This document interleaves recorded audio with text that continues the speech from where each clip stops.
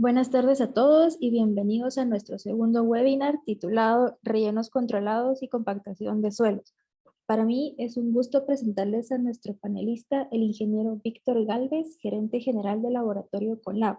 Él es ingeniero civil, tiene una maestría en administración de negocios, posee también una maestría en ingeniería geotécnica, cimentaciones y estructuras de contención, al igual que una maestría en diseño estructural de edificaciones.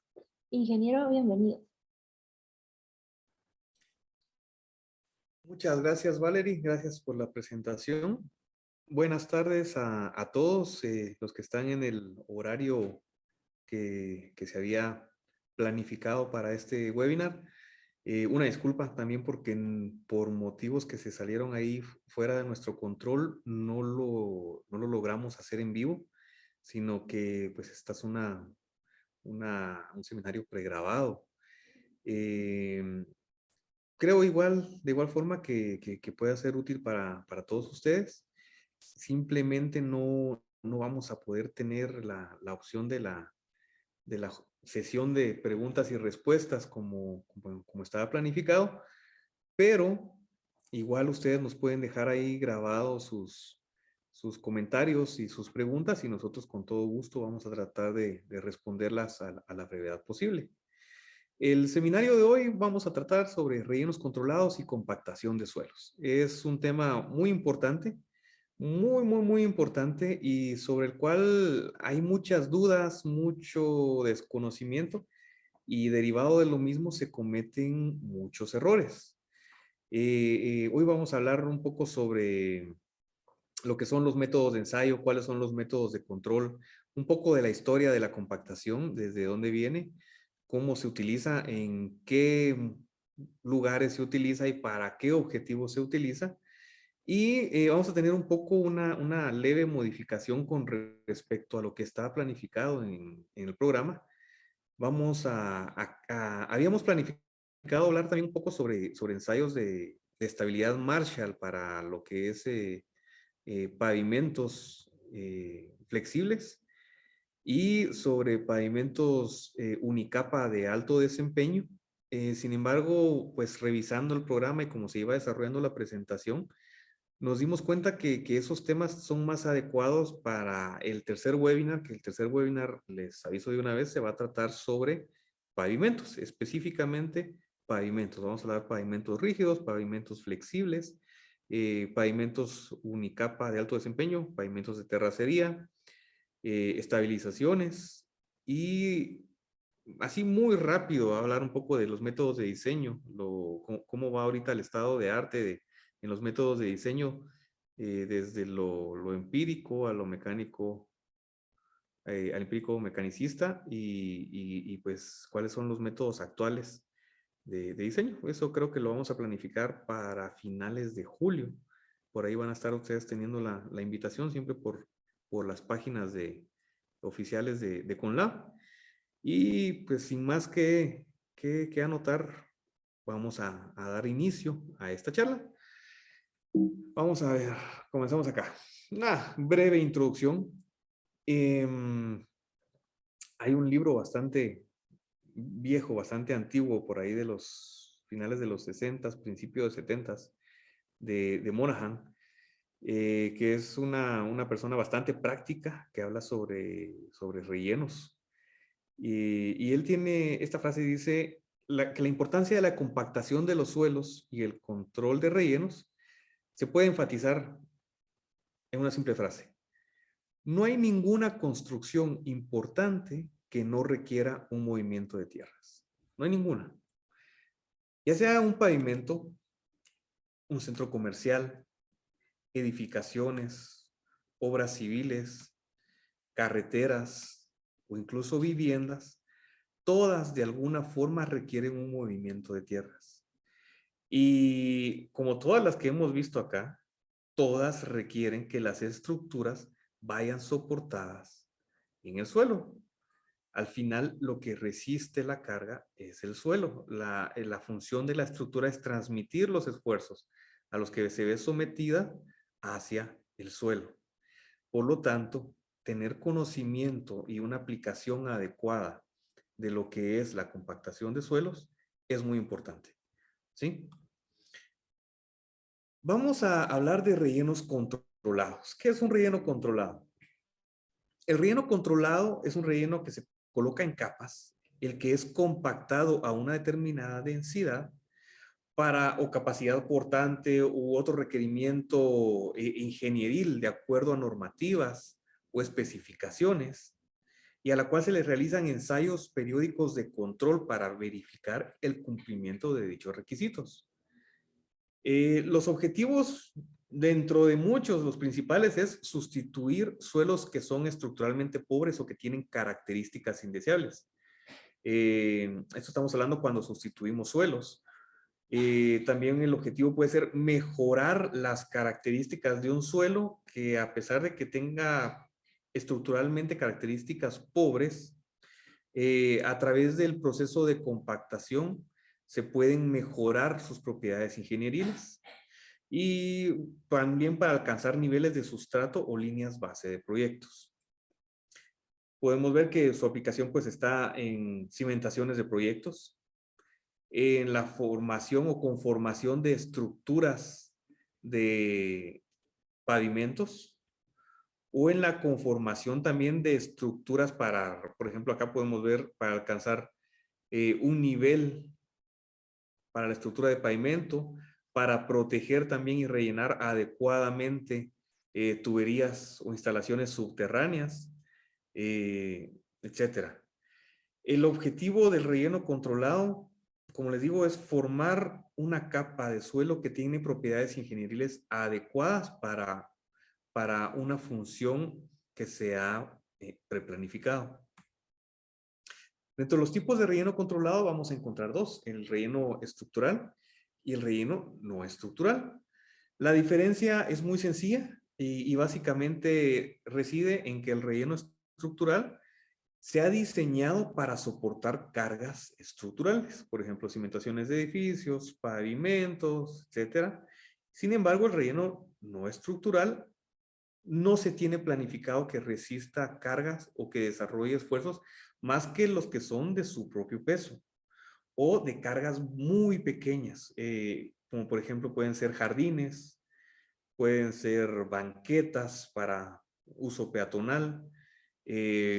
Por ejemplo, se da mucho en los condominios aquí en la ciudad de que hay áreas de juegos, entonces se hace un relleno controlado para el área de juegos. Canchas de fútbol, canchas de básquetbol. Estas tienen, pues son rellenos que no tienen realmente un carácter estructural más que el de resistir sus propias cargas y cargas pequeñas, ¿verdad? Cargas que no van a aportar o que no van a representar una gran deformación en el suelo. Hablemos un poco de la teoría de compactación de suelos, muy rápido, realmente muy abuelo de pájaro. No pretendemos meternos a hablar bien a fondo de cómo se desarrollan los esfuerzos, qué esfuerzos, qué efectivos esfuerzos totales, los esfuerzos intersticiales, cosas así, sino simplemente una cosa desde el punto de vista práctico. Como todos saben, el suelo, la estructura del suelo está formada por tres fases. Una fase sólida, una fase líquida y una fase gaseosa, ¿sí? La fase sólida está formada por las partículas propiamente dichas del suelo. Las partículas del suelo, las cuales entran en contacto entre sí y forman un esqueleto que le va dando la estructura a la capa, ¿verdad? Todo suelo en su estado natural o para poder ser compactado necesita una cierta humedad y tiene en su estado natural una cierta humedad. Esta humedad, normalmente proveniente de agua, esta humedad conforma la fase líquida de la estructura del suelo. Y finalmente, la estructura del suelo va a tener vacíos, va a tener poros que no están llenos por agua y estos pues están llenos por aire y estos son los que conforman la parte aérea o la parte gaseosa de la estructura del suelo. Durante el proceso de compactación, lo que nosotros buscamos es densificar el suelo, disminuyendo el volumen de aire y también un poco el volumen de agua a través de métodos mecánicos. La compactación, al incrementar su densidad, va a apoyar y va a ayudar a mejorar la resistencia y algunas otras propiedades ingenieriles, como podría ser, por ejemplo, la permeabilidad del suelo. El grado de compactación se mide en términos de un peso unitario seco o una densidad seca, ¿sí? Y se compara contra el máximo alcanzado en el laboratorio. El objetivo de la compactación, como se los mencionaba anteriormente, es incrementar la capacidad portante del suelo, reducir el riesgo de asentamientos indeseados, disminuir los cambios volumétricos que puedan ocurrir, reducir la conductividad hidráulica, pues cuando hablamos de poder mejorar la permeabilidad del suelo, ¿verdad? Incrementar la estabilidad de taludes, entre muchas otras cosas. Pues estas son, podríamos decir, las principales características que nosotros buscamos a través de la compactación del suelo. Aquí en esta diapositiva ustedes pueden ver el suelo en estado no compactado, es decir, en estado suelto, ocupa un volumen X, y al lograrse hacer la compactación, expulsamos aire, expulsamos agua, entonces hacemos de que esta masa de suelo que antes estaba ocupando todo este volumen, ahora se vea concentrada en un volumen menor, con lo cual aumentamos su densidad. Las partículas entran en mayor contacto entre sí, mejorando su resistencia a esfuerzos cortantes. Un suelo falla por esfuerzo cortante. ¿Cuáles son los ensayos de compactación de suelos? Actualmente estamos hablando de que el ensayo rey de la compactación de suelos es el Proctor, el que llamamos el ensayo de Proctor.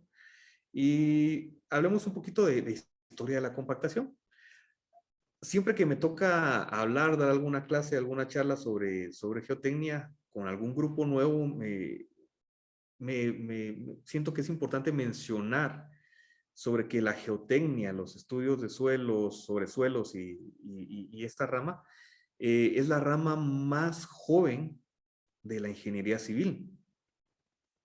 Si ustedes buscan publicaciones, libros, van a ver que pues, las publicaciones de Terzaghi a partir de los años 30, lo que vino desarrollando Bessig, Meyerhoff y todos ellos en los 60, 70, pasando por Idris, Boulanger, Setting, Joe, Robertson, que son ya personas, investigadores más recientes de los 90, 2000, 2010 y a la fecha, vamos a ver de que la ingeniería geotécnica es una ingeniería que muy recientemente estará cumpliendo sus 100 años. En cualquier otra rama de la ingeniería, aguas, carreteras, topografía, etcétera, ustedes van a encontrar que tiene estructuras, que van a encontrar que tiene una edad mucho más madura de lo que es la geotecnia. En cuanto a compactación, publicaciones científicas de investigadores formales, realmente las vamos a ver a partir en los años 20, más o menos a partir de 1828, 1928, 1929. Anterior a eso, lo que se puede encontrar es una publicación de un método por un señor que se llamaba John McAdam, que escribió y publicó un método desarrollado a partir de la compactación de carreteras por medio de rebaños de cabras y de vacas. Él había notado de que los caminos por donde transitaban los rebaños de cabras, los rebaños de vacas, se compactaban y tenían una mejor resistencia al desgaste, una mejor resistencia a hundimientos y a las inclemencias del clima que los caminos que normalmente eran transitados por otro tipo de tráfico. El método que él publicó se utilizó para la pavimentación del First National Road en Estados Unidos.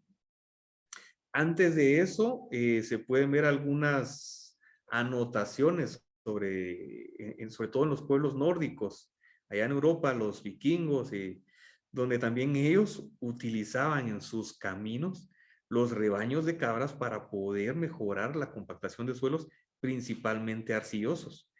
Y lo interesante, ¿verdad?, es de que esto ha avanzado y ha llegado hasta nuestros días, al punto de que tenemos un rodillo que le llamamos pata de cabra, que lo que busca o toma el principio, pues, de las patas de estos animales para la compactación de suelos con un alto índice de plasticidad. Como les decía, los primeros ensayos de compactación ya propiamente desarrollados de una manera científica se dan en los años 20 del siglo pasado. Este señor O.J. Porter desarrolló el método de Porter. Algunos tal vez lo han logrado ver o lo han logrado identificar en algún libro o en las clases de la universidad. Y lo que este ensayo buscaba determinar era la densidad máxima que se podía alcanzar aplicando una energía de compactación a un suelo en el laboratorio, para poder determinar la densidad con la que se compactaban los caminos en la División de Caminos de California. Era utilizado para suelos con partículas mayores a 3/4 de pulgada y se determinaba la densidad máxima seca, ¿sí? Después de esto, viene este señor, que es del cual se derivan los ensayos que hoy aplicamos en la ingeniería actual. Y en 1933, Ralph R. Proctor desarrolló y publicó para la División de Agua y Energía de Los Ángeles un método muy similar al de Porter, solo que este medía, en lugar de la densidad seca, la densidad húmeda del suelo compactado.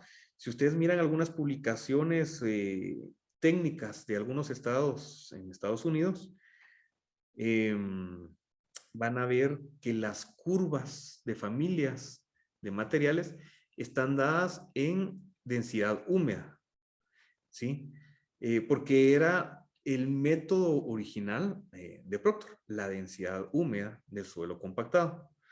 Él lo utilizó, a él se le encargó la construcción de las presas de tierra que se utilizaban allá para los terraplenes, para unir carreteras en Los Ángeles, en la parte de California. Y lo que él trató de hacer es emular la energía de los equipos que se tenían de compactación en esa época en el laboratorio. O sea, los equipos que se tenían para la compactación en el campo entregaban una energía de compactación y él buscó determinar y desarrollar el método que pudiera de la mejor manera emular esa energía en el laboratorio, ¿sí? Y de esa forma determinar cuál era la densidad que se podía alcanzar con esos equipos y a través de ensayos de densidad buscar que se alcanzara esa densidad óptima con los equipos en el campo. El ensayo era muy sencillo, tenía un molde de 4.5 pulgadas, 4.6 de altura. Era un mazo de 5.5 libras con 2 pulgadas de diámetro que se dejaba caer desde una altura de 30 centímetros, 12 pulgadas. En 3 capas, en este molde, se compactaban 25 veces con este martillo. La energía que se aplicaba es una energía equivalente a 12.400 libras pie por pie cúbico. Lo que se hace es tomar varios especímenes del suelo. La norma habla de 4, idealmente 5 especímenes, a diferentes contenidos de humedad, y con esto se determina una curva, y de esta curva se encuentra la humedad óptima. El método fue desarrollado, como les digo, en 1933 y fue adoptado por ASTM y por AASHTO, en esa época, ahora AASHTO, bajo la normativa ASTM D698 y para AASHTO fue la D99. Esta es una curva que creo que todos han visto, pero de todos modos, por si no, se los presento por acá. Este es un reporte de un ejemplo de un reporte de ensayo de compactación. Cada punto que ustedes pueden ver acá es un punto de compactación determinado en el laboratorio para un material. Aquí ustedes pueden ver, es el punto 1, el punto 2, el punto 3, el punto 4. Cada uno de estos puntos tiene un diferente contenido de humedad, que en este caso aquí es 17.3, 19, 22, 25. Y este contenido de humedad nos sirve para poder determinar la densidad seca, húmeda y seca del material. Nos ayuda a formar la curva y a través de hacer una regresión, una curva de tendencia con una regresión polinómica, logramos encontrar el punto máximo. Y este punto máximo es el que nosotros determinamos densidad máxima seca con su humedad óptima. ¿Sí? Esa es la densidad máxima seca con su humedad óptima. Bueno, eso pasó en 1933. ¿Qué pasó más adelante? Con motivo de la Segunda Guerra Mundial, el Cuerpo de Ingenieros del Ejército de Estados Unidos se vio en la necesidad de desarrollar un método de compactación que pudiera ayudar en la construcción de mejores pistas de aterrizaje para los aviones que cada vez eran más grandes y que necesitaban aterrizar durante la época de la guerra, ¿verdad?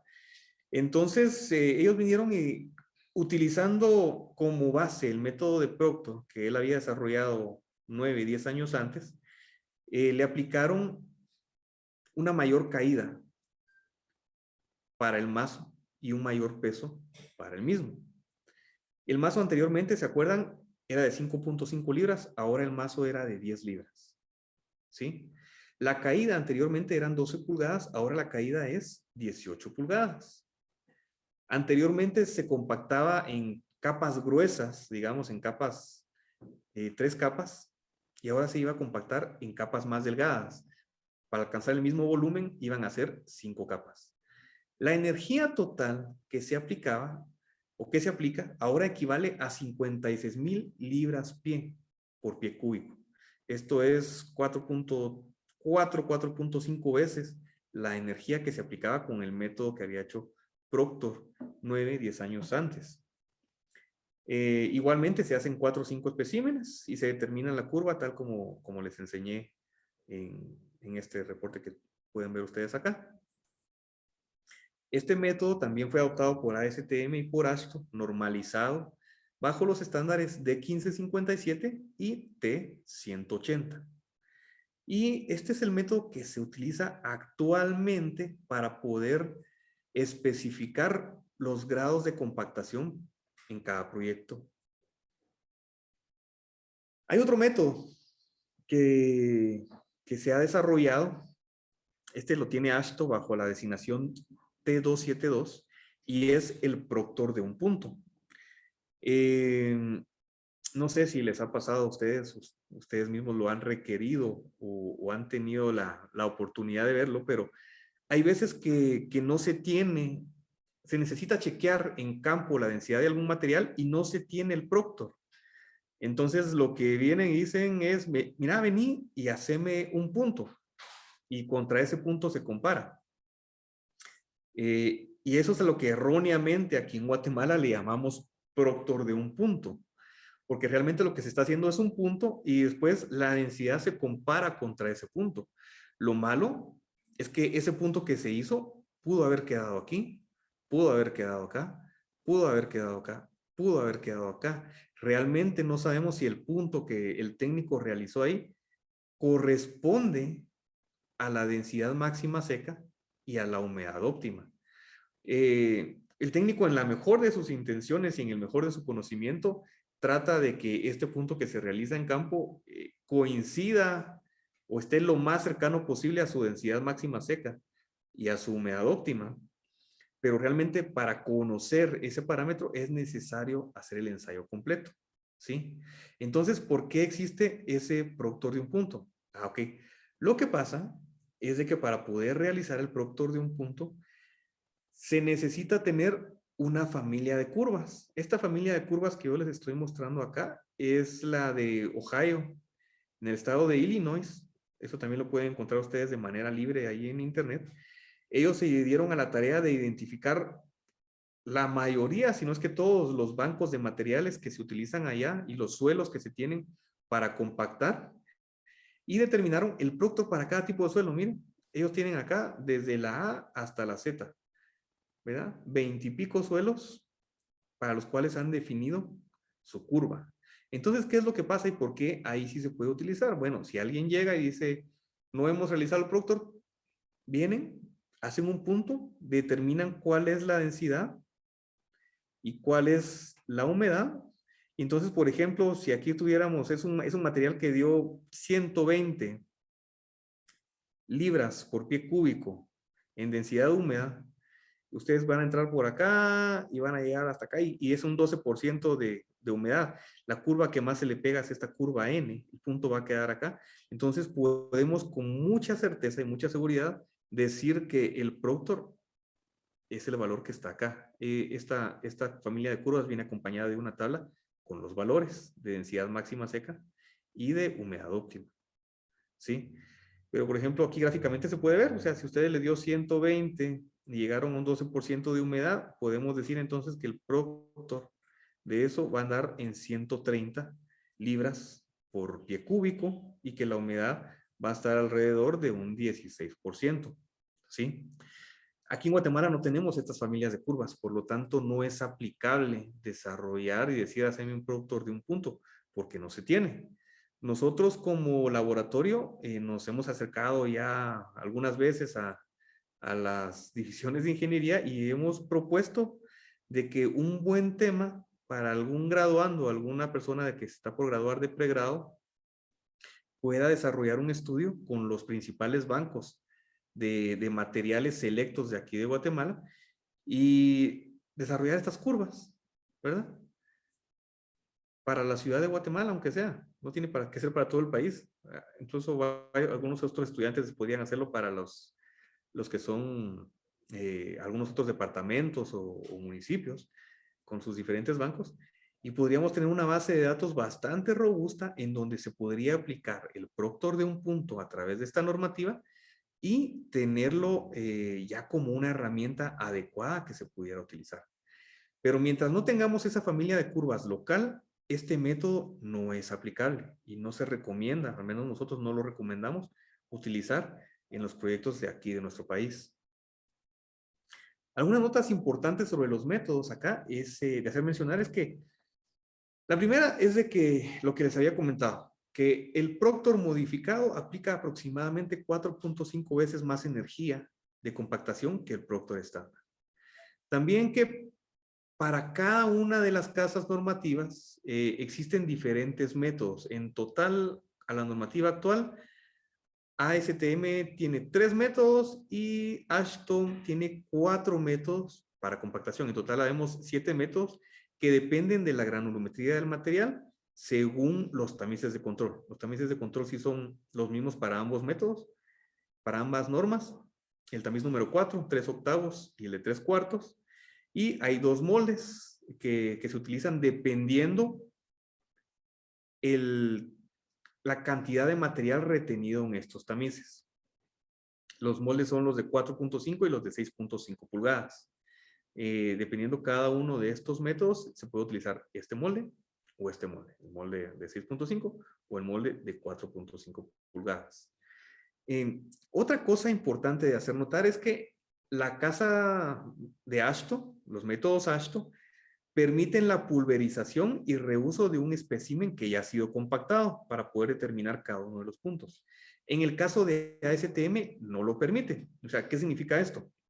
Si nosotros venimos y hacemos el primer punto de Proctor acá, Ashton viene y me permite que yo vacíe ese molde, pulverice ese material y solo le agrego un poco más de agua, un poco más de humedad para poderlo llegar y hacer el siguiente punto. ASTM no permite eso. ASTM obliga y requiere que se hagan 1, 2, 3, 4 especímenes diferentes, vírgenes, sin ningún tipo de compactación, para poder sacar y determinar cuál es su densidad máxima. ¿Qué es lo que pasa? Que cuando nosotros pulverizamos material que ya está, que ya se compactó una vez y se vuelve a pulverizar, por el proceso de compactación, el material va perdiendo su tamaño máximo, se va haciendo cada vez más pequeño y se pulveriza, se hace más fino, haciendo que este punto alcance un mayor valor. Las mismas notas de la norma ASTM dicen que no lo permiten porque la pulverización de especímenes que ya han sido compactados aumentan de manera considerable la densidad, el punto de densidad máxima seca y el valor también se varía considerablemente el valor de humedad óptima, por lo cual no es realmente representativo. Esto la razón por la que lo permite, yo una vez hice una consulta y ellos me decían de que es porque se parece más a la realidad. Si ustedes miran, la casa de Ashto es la que emite las normas para la construcción de obras viales en Estados Unidos. Y los que trabajan en carreteras, pues aquí saben de que van a compactar un material, vienen, lo van a pulverizar, lo compactan, si de repente ese material no dio, entonces lo van a volver a pulverizar y se vuelve a compactar y eso se parece más a la realidad de lo que ocurre en carreteras, ¿verdad? Dependiendo de la aplicación, pues cada especificador va a decidir si lo especifica de acuerdo a esto o de acuerdo a STM. Si ustedes miran el libro azul, aquí en Guatemala, que es el que nos manda, nos da los lineamientos para las carreteras que se construyen bajo los lineamientos del Estado, el libro azul indistintamente dice que se tiene que chequear la compactación y hacer las pruebas de densidad de acuerdo a AASHTO y entre paréntesis dice ASTM. O sea, implica que se pueden utilizar cualquiera de los dos métodos. ¿Qué otra cosa es importante aquí de hacer notar? En los ensayos antes se permitía la sustitución de partículas de sobretamaño con un material que sí pasara el tamiz control. En peso se hacía la sustitución. Yo creo que eso desde el 2002, de las ediciones 2002 de las normas, esta práctica ya no se permite.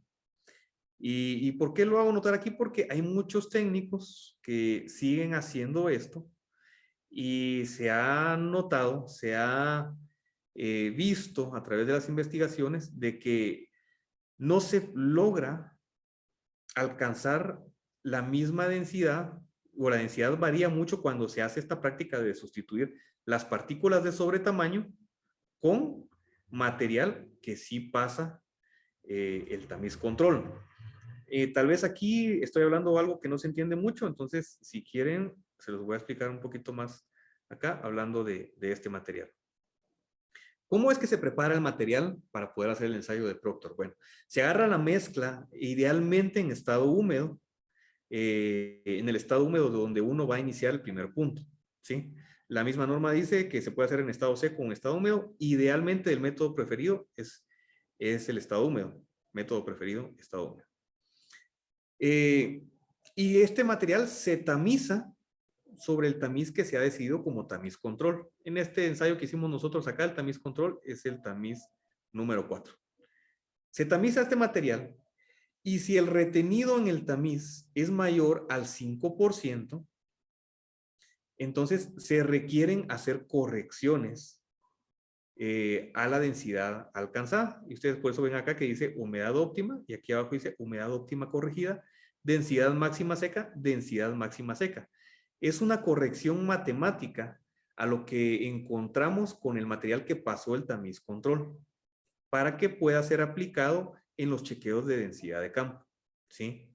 Entonces, las normas antes, en los 70s, permitían para no hacer esta corrección, permitían que este material, este 11.8% de material que es más grande que el tamiz control, se sustituyera con material que sí pasaba, que sí pasa el tamiz control en peso. Y se reportaba esa densidad. Bueno, ya con estudios recientes, bueno, ni tan recientes, hace unos 25 años, se ha logrado verificar de que esta práctica no es adecuada, ya que no permite ver realmente la densidad óptima y arroja resultados que no son útiles en campo. Finalmente, dentro de las notas importantes, lo que platicábamos anteriormente, el producto de un punto no se recomienda a menos de que se hayan desarrollado curvas de referencia, una familia de curvas de referencia contra las cuales uno pueda comparar el punto que se ha tomado en campo. ¿Cuáles son los factores que afectan la compactación de suelos? Ok. En primer lugar, la granulometría y el tipo de suelo. Como ustedes saben, tenemos en tipos de suelo dos grandes familias, de acuerdo a su comportamiento. Tenemos suelos granulares y tenemos suelos de tipo cohesivo. Y esto es lo que principalmente nos va a afectar la compactación. También que afecta el método y la energía de compactación aplicada, el contenido de humedad y su densidad seca. ¿Cuál es el efecto de la granulometría? Aquí vemos cómo es que se clasifican los materiales en el grueso, en el medio, en el fino y en el muy fino. Dice que por el tamaño predominante del grano, el suelo se clasifica en gravas, arenas, limos y arcillas, ¿verdad? Cuando ya tenemos materiales arriba de 3 pulgadas, estamos hablando de bolos y de esbirros, ¿verdad? Pero cuando son suelos, vamos a hablar de gravas, arenas, limos y arcillas. Un suelo bien graduado tiende a compactarse de mejor manera. ¿Qué es un suelo bien graduado? Es un suelo que tiene una representación adecuada de partículas de todos los tamaños. Y al ser un suelo bien graduado, permite que exista una reducción de vacíos, ya que va a tener partículas que se van a acomodar dentro de la matriz y que van a llenar vacíos que partículas más grandes no pueden. El ejemplo clásico que le dan a uno cuando está estudiando en la universidad es que agarren una caja y llénenla con pelotas de básquetbol y van a ver que van a quedar muchos espacios vacíos ahí. Pero si a esa caja vienen y la llenan ustedes junto de pelotas de básquetbol, le meten pelotas de tenis, las acomodan de manera adecuada, van a ver que ahora los vacíos son menos, porque las pelotas más pequeñas, las pelotas de tenis, van a ocupar espacios que dejaban las pelotas más grandes, las pelotas de básquetbol, y entonces ahora tenemos menos vacíos.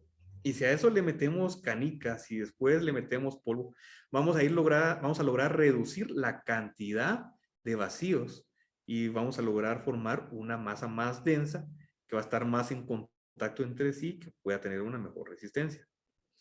Los suelos arcillosos forman uniones iónicas que son difíciles de romper, por eso es que un suelo arcilloso cuesta mucho más compactarlo, ¿verdad? El efecto de la energía. Aquí podemos ver, esta es una curva de Proctor realizada con un Proctor estándar. Esta es otra curva con el California Test, el 216, el F37, que es otro método de compactación. Y esta es una curva con Proctor modificado. Si se dan cuenta, cuando más energía se aplica, nosotros logramos una mayor densidad, lo que hablábamos al principio.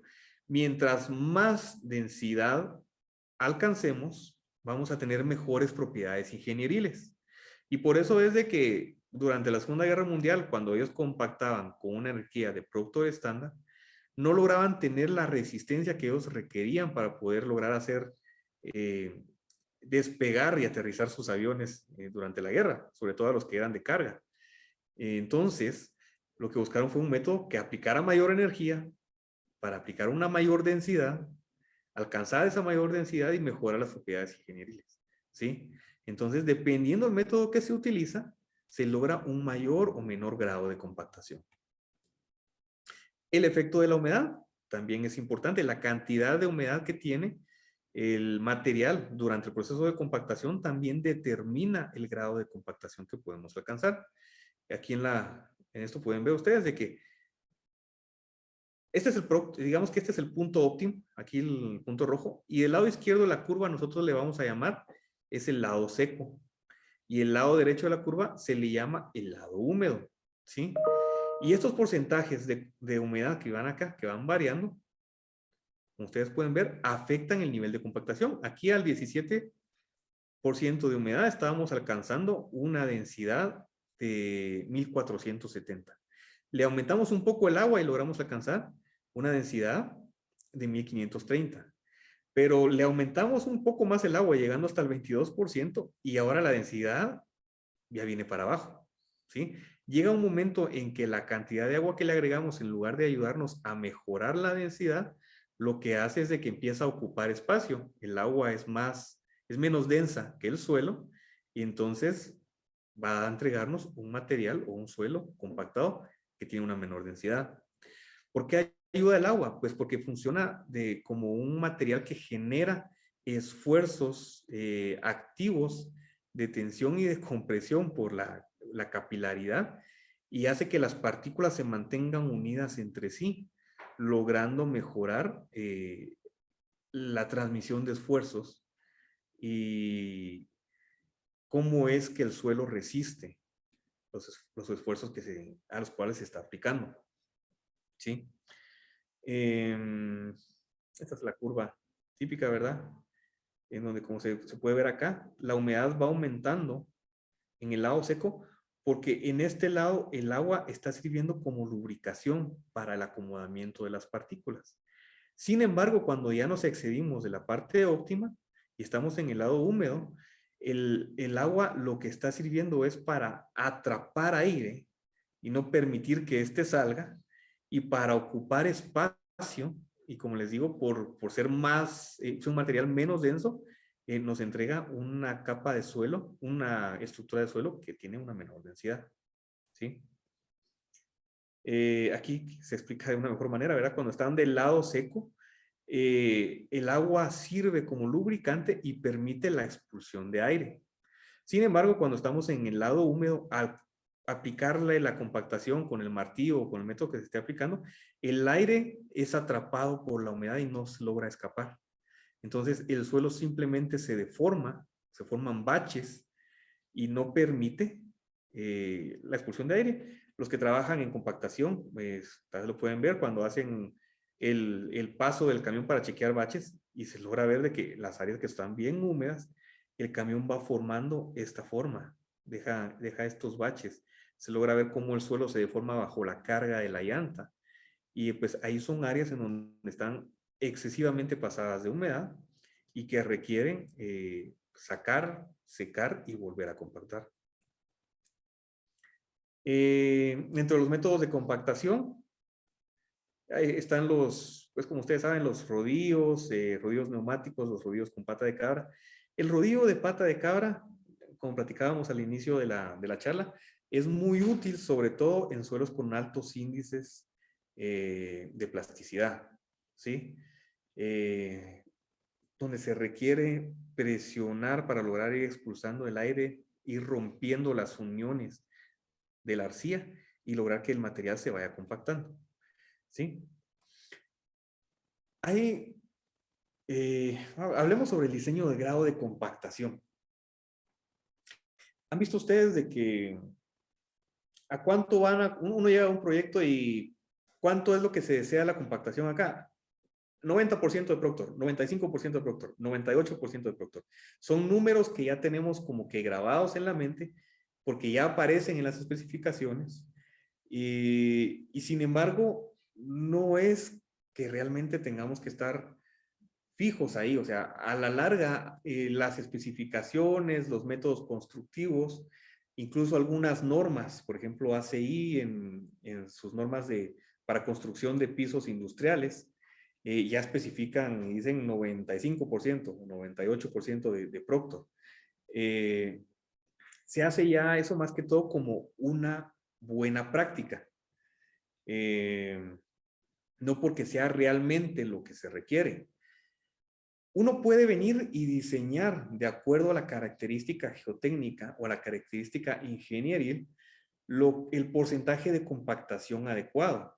Normalmente, esos porcentajes varían entre el 93 y el 98% de Proctor y uno puede venir y decir, al menos en mi caso, ¿verdad? Cuando me toca especificar alguna carretera o alguna cimentación o algo, yo vengo y digo, esto se tiene que compactar con este material al 92% de compactación o al 93% de Proctor o al 97%. O sea, no nos fijamos, no nos amarramos al 95%, porque a veces este 95% puede ser el que dé la cantidad o puede ser que no dé la cantidad de la propiedad ingenieril que yo estoy buscando. Por ejemplo, este es un método, estos son los métodos más usados, digamos, para alguien que sí se mete a diseñar el porcentaje de compactación. Normalmente, por ejemplo, en una carretera, nosotros podemos requerir un porcentaje de CBR. Y ese porcentaje de CBR lo podemos alcanzar con un diferente porcentaje de Proctor. Esta es una curva de un ensayo que se realizó y que ustedes pueden ver cómo se viene desarrollando para los especímenes. Y podría ser que yo estoy buscando un 50% de Proctor, esto que está acá, un 50%, perdón, de CBR. ¿Con cuánto lo consigo? Lo consigo con alrededor del 94%. Yo pudiera tranquilamente entonces venir y especificar para ese material se necesita un CBR de 50% que se consigue con 94%. Entonces yo pongo que mi límite inferior va a ser 94% y especificar 94%. O por ejemplo en una base para un pavimento flexible que el porcentaje de compactación mínimo sea 40%. De CBR, perdón, el porcentaje de CBR mínimo sea 40% y para este material en específico se consigue con un 88% de Proctor. O sea, si se dan cuenta, no es realmente el 90, no es realmente el 95 ni el 98. Sin embargo, vienen los especificadores, algunos códigos de construcción y algunos métodos de construcción, manuales de construcción, y especifican fijo 95. Porque este 95 me va a cubrir un buen abanico de lo que se necesita para lo que se está construyendo. En el caso de cimentaciones, se hace basado en el concepto de la densidad relativa. Normalmente se usa, por ejemplo, esta gráfica que fue desarrollada por Terzaghi y Peck hace 1000 años, en los 60s. Y lo que se busca es, por ejemplo, si yo quiero tener un valor soporte X, aquí está hablando en toneladas por pie cuadrado. Si yo quiero tener 3 toneladas por pie cuadrado, yo debería tener una densidad relativa que esté dentro de lo que se clasifica como denso. Y entonces eso significa tener aproximadamente un valor N de resistencia a la penetración SPT de 30. Entonces yo voy a buscar la compactación de material que me dé una densidad relativa. Estamos hablando aquí de denso, estamos hablando de una densidad relativa arriba del 65%, ¿sí? Una densidad relativa del 65%. Y ese porcentaje de compactación puede ser 88%, 90%, 93%. Es diferente para cada material y se puede especificar diferente. Pero como les digo, como buena práctica, en todo hay buenas prácticas, en buena práctica de construcción, se puede especificar fijo ya 95%. La parte de acá es simplemente decirles de que no es fijo de que tiene que ser 95 o 98. A veces puede ser menos, a veces puede ser más. Como una buena práctica, el regirse por lo que el diseñador mandó, si fue 95, 98%, 93%, 90%, 92%, lo que sea, pues hay que hacerlo, ¿verdad? Pero si ustedes están en el área de diseño, en la parte de diseño, ustedes pueden diseñar y especificar un porcentaje de compactación diferente de 95, que es el que aparece en casi todos lados, ¿verdad? Otra forma de especificar el porcentaje de compactación es, por ejemplo, cuando hacemos ensayos de estabilización o modificación con ligantes, es decir, mezclas suelo-cal o mezclas suelo-cemento. Aquí realmente lo que buscamos, el ensayo que se realiza, se hace un ensayo de compactación y se hacen probetas para poder determinar la resistencia a la compresión uniaxial. Y buscamos cuál es el porcentaje de compactación que me da la resistencia a la compresión que yo estoy buscando para mi diseño de pavimento. Esto lo vamos a ver un poquito más en detalle cuando veamos la charla de pavimentos. Y estos porcentajes de compactación pueden andar en 88, 89, 90, 91. O sea, no realmente es el 95% siempre, no es el 94, no es 98. O sea, puede ser un valor diferente que se determina en laboratorio, ¿sí? Ahora, vamos a la parte ya de campo. ¿Cuáles son los métodos para chequeo de compactación y de suelos en campo? El primer método, y creo que yo que debería de tener cualquier persona en campo, es un subpenetrómetro de cono estático, ¿verdad? Estos penetrómetros son, así como este que ustedes ven aquí en la foto, tienen un cono con una celda de carga y manda acá la lectura. Acá arriba hay digitales, hay análogos, y se puede medir la penetración y con eso determinar los puntos de compactación si la compactación ya está lista para que se haga un ensayo de densidad de campo. Muchas veces pasa que nos llaman para hacer un ensayo de densidad de campo, llegamos, lo hacemos, y solo con caminar uno ya sabe que eso no va a dar, pero la persona insiste que ya está listo y que quiere que se haga, bueno, ok, vamos, lo hacemos, y ya sabemos de que la compactación está por debajo de lo requerido. Si en campo ellos tuvieran esto, se hubieran podido ahorrar la ida, porque vamos a tener que volver a ir 2 veces y vamos a cobrar otra vez. Y se pueden ahorrar eso y pueden determinar los puntos flojos que requieren una compactación. Esto también es cuando aún no se tiene un camión, ¿verdad? Que ande caminando por ahí para poder encontrar baches. Otra forma de hacerlo, los libros viejos de Estados Unidos hablan del geostick, del geostick, realmente con una varilla de media pulgada, una varilla de construcción con que ustedes la metan, y siempre y cuando eso no avance más de 1 pulgada, ahí podríamos decir que ya estamos llegándole al punto óptimo de la compactación que se requiere, ¿verdad? Sin embargo, con este dispositivo sería lo más adecuado para poder determinar los puntos flojos. De ahí, eso es para chequeo rápido. Ahora hablando ya de los métodos más comunes, el método más común es el de determinación del volumen por medio de algún método alternativo, de alguna forma alternativa. En este caso lo que tenemos es el cono de arena, el globo de agua, y también tenemos el tubo Shelby. Este tubo Shelby también se le llama el ensayo de densidad de Proctor, que lo que se hace es de que un tubo con un volumen conocido viene y se hace penetrar en la capa de suelo que está compactado por medio de golpes, y se mide el peso, y una vez conocido el peso, ya sabemos el volumen, podemos determinar la densidad, ¿sí? Y finalmente hay métodos nucleares y métodos eléctricos, que el método eléctrico, pues a través de la electricidad determina pues la densidad, hay que hacer unas curvas de calibración, y el método nuclear, a través también de métodos nucleares, determina esto. Esto es bien rápido y es bastante exacto. Se pueden hacer muchos ensayos, muchos ensayos. Lo que ustedes tardan acá en un cono de arena, que será una media hora, 40 minutos, acá lo hacen en 3, 4 minutos. Se pueden hacer varias cosas, ¿verdad? Dentro de las ventajas y desventajas, pues aquí pueden verlo, ¿verdad? Las desventajas de estos ensayos que sustituyen volumen. Muchos pasos, se requiere un área grande, es un ensayo que es lento. Los ensayos son bastante pequeños, no siempre el material se retiene, hay que encontrar un material que esté con bastante cohesión, etcétera.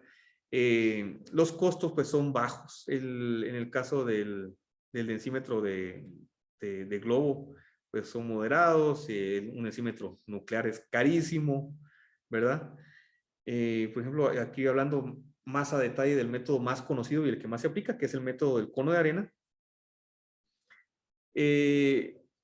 Hay ciertas cosas específicas que hacer notar, y es de que la arena que se utiliza, aunque no se requiere que sea arena de Ottawa, que no sea arena sílica, etcétera, sí tiene ciertos requisitos. Tiene que ser una arena bien graduada, tiene que tener un porcentaje no mayor al 3%, que pase por tamiz 50 o 60, no recuerdo bien esto.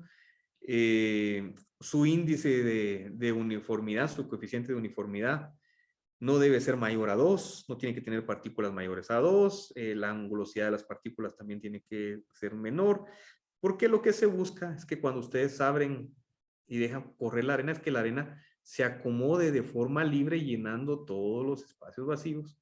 Y a través de eso se determina el volumen del agujero que se abrió. Determinado el volumen del agujero que se abrió y conociendo la masa del material que sacamos, podemos determinar la densidad. Otra cosa importante aquí a hacer notar es que el cono normalizado es el cono de 6.5 pulgadas. Aquí en Guatemala, en el medio, es muy común encontrar el cono de 4.5 pulgadas. Incluso en laboratorios muy importantes y de renombre, el cono de 4.5 pulgadas se encuentra bastante común cuando las mismas normas indican que el cono a utilizar es el de 6.5 pulgadas. Incluso les voy a poner aquí, creo que tengo, sí, la extracción de la norma. Aquí dice, los detalles del aparato que se muestran en la figura 1, esta es la figura 1, representan las dimensiones mínimas aceptables para realizar el ensayo. ¿Cuál es la dimensión mínima aceptable? 6.5 pulgadas. No es el cono pequeño, ¿sí? Es 6.5 pulgadas. Y esto les hago mención porque, como les digo, el cono de 4 pulgadas es muy común en el mercado, es muy común en el medio, a tal punto de que muchos ingenieros lo han tomado como el estándar, como que ese es el que quieren. Y a nosotros pues ya nos han hecho relajo y hasta nos han sacado de proyectos porque llegamos a hacer el ensayo con el cono de 6.5. Y les explicamos y les mostramos y les decimos que este es el cono normalizado. Sin embargo, ya hay mucho apego y mucha costumbre a ver el cono de 4.5 y dicen, no, el cono de 4.5. Hubo un ingeniero que hasta me decía, el libro azul dice que tiene que ser el cono de 4.5. El libro azul no dice nada. El libro azul habla de normas y dice ASTM de 1556 o AASHTO T 191. Nada más. No habla de medidas. En AASHTO, de igual forma, está el mismo tamaño de cono. El mismísimo tamaño de cono. Ahí dice que estas son las medidas aceptables. Vamos a ver si lo tengo por acá para podérselos mostrar. AASHTO. PDF. Esta es la T191 del 2002, que se reprobó en 2006, que se volvió a reprobar en 2012 y no sé si se volvió a reprobar ahorita, pero aquí están las medidas, ustedes pueden ver, 6 pulgadas y media, igual que el de ASTM, y en el comentario dice, el aparato se debe conformar a los requerimientos mostrados en la figura 1. El aparato descrito aquí representa el diseño que ha probado ser satisfactorio. Otros aparatos con similares proporciones se pueden utilizar y pueden desempeñar de forma igual siempre que se prevean y se conserven los principios que sean de la arena, ¿verdad? De volumen de arena que se ha observado. Pero lo importante de notar acá es que el volumen, que el aparato para STM es el de 6.5 pulgadas y esas son las medidas mínimas. En el caso de AASHTO puede permitir otras medidas siempre que se mantengan las proporciones. Sin embargo, el que ha mostrado ser adecuado es este. ¿Sí? Otra cosa de hacer notar acá. Muchos técnicos tienen la costumbre de que dicen que si el Proctor se hizo en el molde de 6.5, entonces van a usar el cono grande. Y si se hizo en el molde de 4.5, van a usar el cono pequeño. Eso no tiene absolutamente nada que ver. El método que se utiliza en la determinación de estas densidades no tiene nada que ver con el método o el molde utilizado para el ensayo de Proctor. Y una práctica bien horrible que tienen varios técnicos acá es de que llegan, pasan el material por un tamiz control y el material que no pasó el tamiz control, que fue retenido en el tamiz control, es devuelto al agujero y sobre ese dejan caer la arena para determinar el volumen. El problema es el siguiente, es que si ustedes regresan esas partículas, no tenemos garantía de que la arena que nosotros dejemos caer va a llenar adecuadamente los espacios. Aparte de que es una práctica que no está mencionada en ninguna de las normas. Eso fue algo que no sé dónde habrá salido, pero no está en ninguna de las normas y se utiliza y se hace de manera constante, incluso por personal y por ingenieros geotécnicos de empresas muy conocidas y de prestigio en nuestro medio. Y esto conlleva a entregar resultados que no son adecuados. ¿Qué es lo que se hace entonces cuando hay partículas de sobretamaño? Ok, lo que se tiene que hacer, la misma norma indica, es un análisis de correcciones por sobretamaño. Lo mismo que yo les decía acá en, vamos a ver, en este ensayo. ¿Ve? Esto que está aquí arriba fue lo que se determinó en el ensayo y tomando en cuenta lo que fue retenido en el tamiz control, estos son los valores ya corregidos por partículas de sobretamaño. Nosotros entregamos esto de manera que cuando se haga la densidad de campo no haya necesidad de hacer ninguna corrección. Las correcciones nosotros las hacemos en el Proctor. Si a ustedes no les entregan estos valores ya corregidos en el Proctor, entonces va a haber necesidad de hacer esa corrección en la densidad, ¿sí? El globo de agua es un método bastante similar. Se abre un agujero y este globo se infla, ya sea con aire o con agua. Hay dos aparatos. Normalmente el que se utiliza es el de aire, ¿va? Porque pesa menos y para qué van a andar llevando un agua en esa cosa, ¿va? Pero también no hay una garantía de que se llenen bien los espacios y que se pueda determinar bien el volumen. El método realmente más adecuado y que ha demostrado una mejor adecuación y mejores resultados es el método del cono, ¿sí? Después tenemos unos métodos de resistencia a la penetración. Y en este método es el cono dinámico, que se utiliza principalmente en pavimentos. Es una forma indirecta de medir el grado de compactación, porque aquí lo que nosotros medimos es la resistencia a la penetración. La resistencia a la penetración la medimos por la cantidad de golpes necesaria para avanzar una cierta profundidad, y con esa cantidad de golpes nosotros venimos y determinamos el grado de CBR que tiene el suelo acá, y podemos regresar hacia la curva de CBR y determinar el grado de compactación real que tiene el material, ¿verdad? Después tenemos los densímetros nucleares y eléctricos, como les digo, que nos ahorran un montón de tiempo.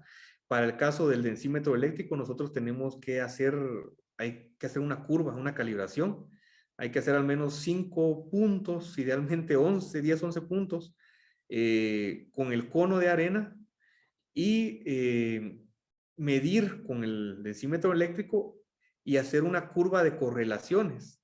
Media vez ya tengamos esa correlación, nos vamos con el densímetro eléctrico y en cuestión de 5 minutos nosotros podemos determinar una densidad en campo. Con el densímetro nuclear no hay necesidad de andar haciendo calibraciones. El equipo normalmente viene calibrado de fábrica y no requiere recalibraciones pues hasta dentro de ya mucho tiempo cuando pues, se haya degradado el material radioactivo que tiene. Y entrega resultados bastante confiables, muy cercanos al método del cono de arena. Una buena práctica acá, si ustedes van a tener un densímetro nuclear, es al menos, no sé, por cada 20 densidades determinadas con densímetro nuclear, realizar un cono de arena. Esto lo que sirve es para mantener el grado de confiabilidad que se requiere en los chequeos de compactación. Ahora, una pregunta que nos hacen siempre: ¿puede el grado de compactación llegar a ser más del 100%? La respuesta rápida, fácil y corta es sí. Por supuesto que sí. Nos hemos encontrado en varios lugares en donde a veces el grado de compactación da 102, 103, 104%. Y dicen que el laboratorio está mal, que eso es imposible, porque cómo algo va a ser más resistente o va a alcanzar un grado de compactación mayor al 100%. Recuerden ustedes de que estamos hablando que la compactación que se logra en el laboratorio es una compactación con ese equipo a ese nivel de energía. Si en campo el equipo que se está utilizando para la compactación aplica un mayor nivel de energía, el material se va a compactar más. Y si el material se compacta más, va a alcanzar una mayor densidad. Entonces aquí yo les coloqué, es un extracto de un método de compactación que se utiliza en Estados Unidos. Y ellos de una vez sacan acá, dice, ¿se puede sobrepasar el 100% de la densidad? Y aquí dice, la densidad máxima establecida por el ensayo de Proctor no es la densidad máxima que se puede alcanzar en el campo para un suelo en particular. La densidad del 100% representa la densidad máxima alcanzada en el laboratorio con una muestra particular usando una energía y un método de compactación específico. ¿Sí? No es inusual que se encuentren en campo densidades que varían desde 100 hasta 115%. Miren, hasta 115% dicen ellos que es algo normal, ¿sí? Del Proctor, de lo que se alcanzó Proctor. O sea, no es algo anormal. Ahora, sí les hago notar acá de que hay gente también de que lo que hace es de que modifica el material en campo para lograr alcanzar estas densidades con una menor energía. ¿Y cómo lo hacen? Pues le pueden alterar el suelo mezclándole grava, por ejemplo, ¿verdad? Se altera mezclándole grava. Entonces, tienen un mayor peso, logran mejorar la densidad y esa densidad de campo ya no hace match con la determinada en el laboratorio porque no es el mismo material. ¿Sí? Es algo de hacer notar y que se debe de tomar en cuenta. Ahora, en cuanto a la frecuencia de ensayos, en el libro azul ustedes van a encontrar, creo yo, para cuando se hacen mejoras por balastro, de que ellos dicen que hay que sacar una densidad cada 600 metros cuadrados. De ahí cuando hablan de bases, subbases y otro tipo de compactaciones, solo dicen que hay que hacer los chequeos de compactación por el método del cono de arena, pero no dice cada cuánto.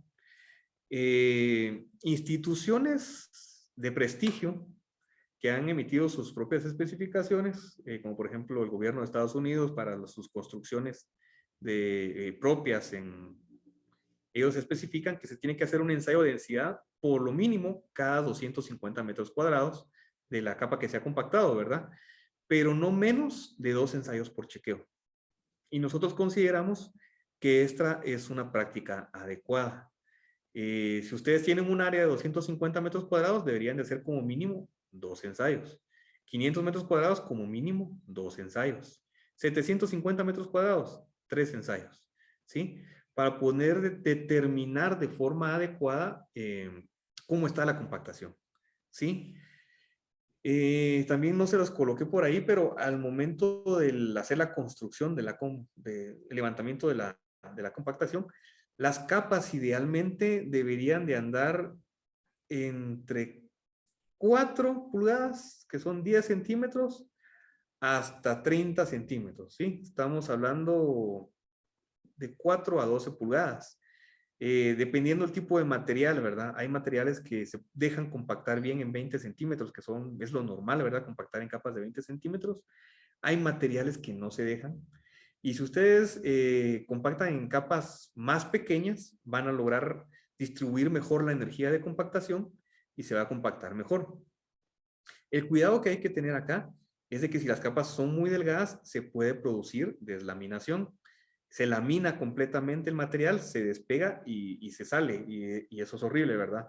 Otro problema también que se tiene o que pueden tener ahí es durante la compactación, pues es que no se hace en la humedad óptima. O sea, la recomendación es determinar la humedad óptima y tratar de que se comience a compactar el material con más menos 2% de la humedad óptima. ¿Sí?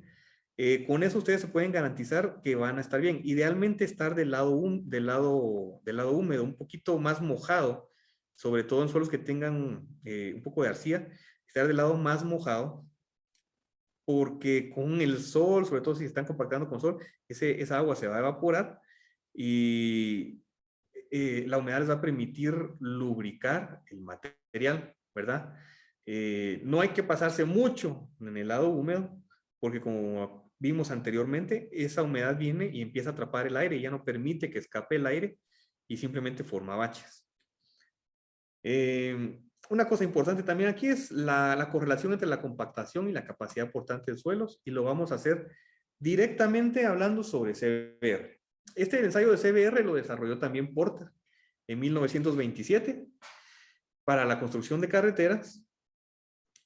Como ustedes saben, ¿verdad? Relaciona la resistencia de una muestra compactada al 95% del producto estándar o modificado a una penetración de un pistón de 2 pulgadas de diámetro a 0.1 pulgadas. Y eso se compara contra una muestra patrón, que es una piedra caliza de California, a una resistencia de 1000 PSI. ¿Qué es lo que yo quiero hacerles notar acá? Vamos a poner acá esta curva.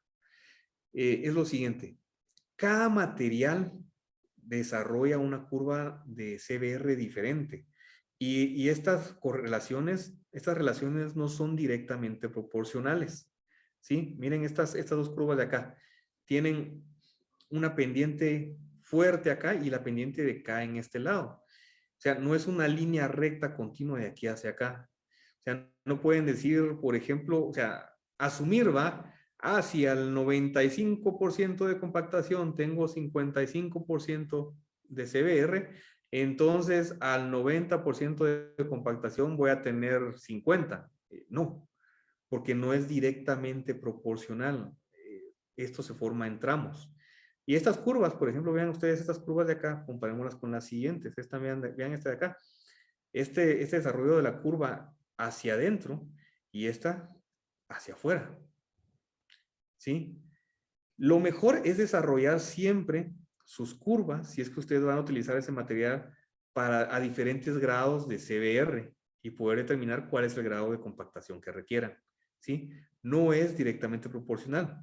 Y así como no es directamente proporcional para el CBR, tampoco es directamente proporcional, por ejemplo, para la permeabilidad o para el valor soporte. O sea, la relación entre el grado de compactación y el valor soporte no es directa. No es directa. Es mejor desarrollar varios puntos para tener una curva y sobre esa curva trabajar y determinar cuáles son nuestros porcentajes de compactación requeridos para el tipo de material específico. Aquí, ya terminando, quisiera yo hacer una mención de los rellenos fluidos. ¿Qué son los rellenos fluidos ahorita que están de moda por el hoyo de allá de Villanueva? El relleno fluido aquí lo conocemos como logocreto. ¿Qué es un relleno fluido? Son mezclas fluidas de suelo-cemento. ¿Sí? Normalmente son autocompactables. Aquí ustedes pueden ver, autocompactables, que van con slumps desde 6 pulgadas hasta flujos de 8 pulgadas, como vemos por acá, que se miden bajo una norma ASTM de 6103. ¿Qué y dónde se utilizan? Estos materiales se utilizan normalmente donde la compactación convencional del suelo no es práctica. O sea, pueden ser trincheras, pueden ser lugares muy angostos donde no entra equipo de compactación, lugares donde ya no hay tiempo para hacer la compactación por capas y es un volumen bastante alto. O sea, por ejemplo, en el agujero de Villanueva, ponerse a rellenar con suelo y compactar, es que no hay tiempo para seguir esperando, ¿verdad? Tiene que ser ya. Entonces, la solución es con un relleno fluido. Este relleno fluido se maneja y se controla bajo los lineamientos de ACI 229R. Creo que la última versión es la 2013.